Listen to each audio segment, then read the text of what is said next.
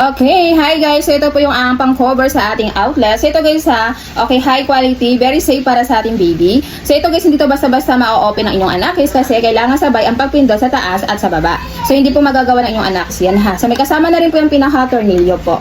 Okay, so ito guys makapal yung kanyang pagka-plastic.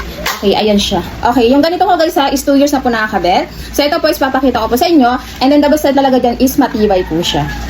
So ito na siya mga miha, okay, so super nice, matibay tayo dyan. So again, ang pag-open po natin dito is sabay ang pagpindot sa taas at sa baba. So hindi po magagawa ng inyong anakis, yan ha, ayan siya. So ang kagandahan nga po dyan, ayan, so tinutornilyo yung mga miha, ayan.